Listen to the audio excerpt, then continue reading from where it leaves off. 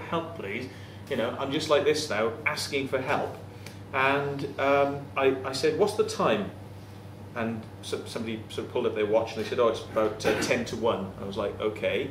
And then somebody else said, yeah, mine's about 1:05. I was like, okay, great. So a few people called the time from their watches simultaneously. So we had an idea what the time was, and I said, okay. So we carried on for another hour. Now you'd expect it to be about, you know, in feeling terms, it felt like another hour. So I thought, I better call again. I'd gauged the sky. There was a redness coming up over the sky, and clouds had moved in from earlier on. And I said, anybody got the time? And they went, yeah, it's 1:05. Oh, hang on. Somebody said, yeah, hang on, mine says 1:05. It was 1:05 earlier on, wasn't it? It was like, yeah, mine said 1:05. I said, are you sure? Yeah, 1:05. I said, so okay. I said, that's weird. And I looked up, and the sky had gone back to how I remember it earlier on, because I memorised what the sky was like.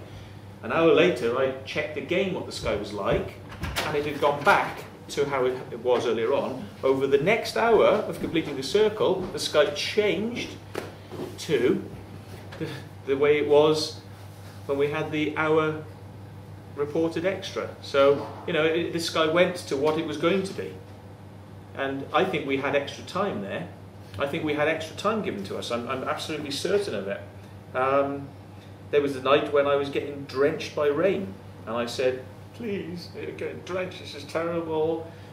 And it stopped raining, and I thought, oh, that's great, it stopped raining. And then I realised it was still raining outside the circle, but not inside the circle. And I went to the edge, and I stuck my hand out, it was wet, put my hand in, it was dry. And I just thought, no. And I said, come here. I said, tell me that you're seeing this, right? It's like, come out. It's raining, yeah? And he's like, come on. Not raining? Yeah. I said, yeah. Okay, so we relayed this through all the people making the circle at the time, and that happened. You know, everybody agreed that it wasn't raining inside the circle. That happened after asking for it. So, you know, I've really come to believe that the power of positive intent and the power of connection with whatever's out there, the spirit world, other intelligences, other energies, whatever you want to call it, maybe even God, I don't know what that means. But whatever's out there, I think if you connect with it in a positive manner, and you're not doing these things to fool, or I think if you're doing it with a genuine intent to try and give people positive experiences by the circles you make, I think that sometimes, not all the time, but sometimes you do get these little experiences. And I want to share this with people because I think it's great. I think that's wonderful. I think that's amazing, and it's something that could benefit people from having those experiences themselves. Obviously, not many people are ever going to go out and make a crop circle, although I wish some people would just give it a little go. But maybe there are other ways that people can integrate that sort of thing into their lives. But crop circles for me has been a trying time. It's been something that I've had to endure a lot of ridicule from people, a lot of mistrust. People think that me saying these things is simply a way of trying to sort of dig myself out of a hole. But all I can tell you is that there are circle makers sitting here in the audience tonight who would back up what I'm saying, that is what we do when we go out. We do the orations, and we do have strange experiences, and people have had these strange experiences with us. So it is the truth. The only way you'll ever believe that is either by making a circle and having those experiences yourself, or coming to know and trust the circle makers.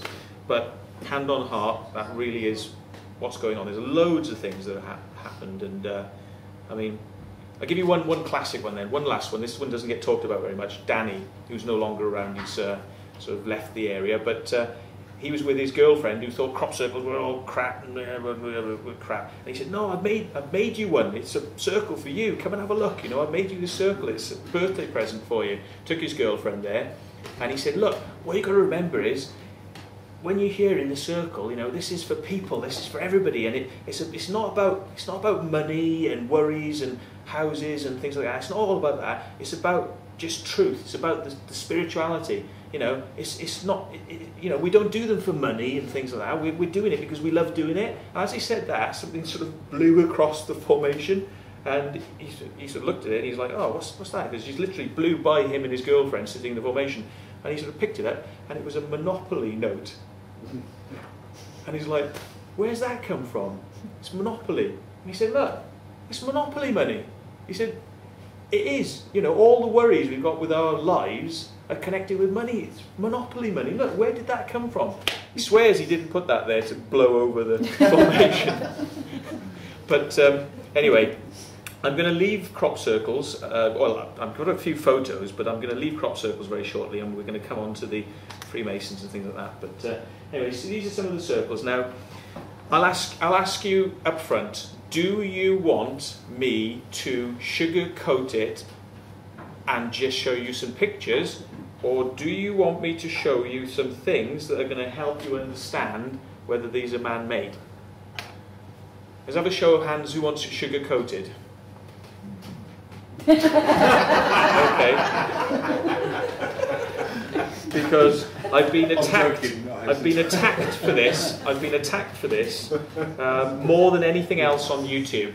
Just for this simple little thing I'm going to show you now. So I think most people want to see this then. So anyway, right, a board that is used for stomping, which is for flattening large areas. It's called a stomper board, and it's just got 2 ropes on it. You basically scribe the outer part of the formation by walking sideways through the crop, holding the tape. Now those are just about that size, foot length. So they'll be about that side as you side crab through the crop.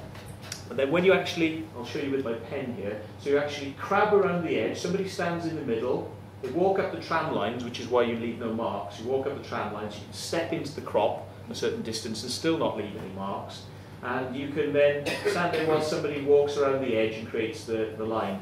So if you go back to most formations and you actually lift up the edge crop, you're going to see a line that's about that width going all the way around the edge. Okay? That'll be in most crop circles, not all, but most.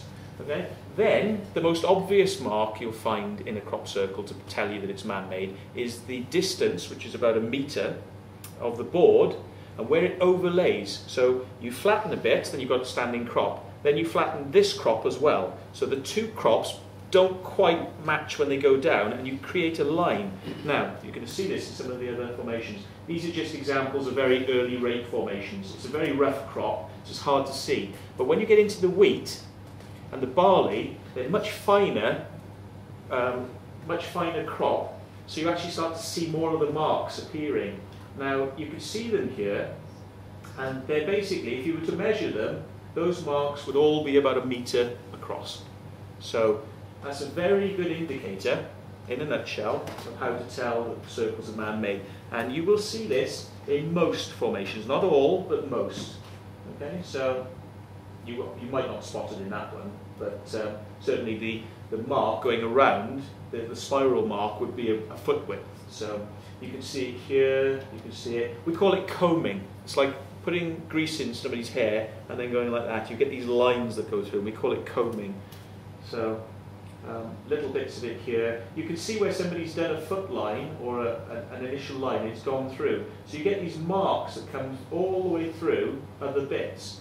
Now, you know, if these things were made by aliens and put down in one go, why would they have to etch it out first, then flatten it?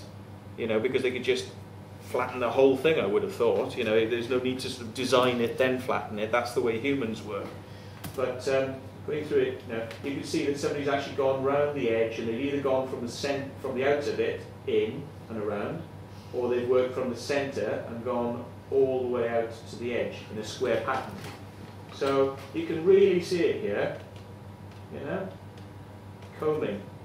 Okay, this one, there are people out there, no way was this made by people, because this is the doors of perception, you know, the doors of perception in 3D, you know, it's a 3-dimensional shape. I think there's a mistake in there somewhere. You pointed out, I think there was some sort of mistake.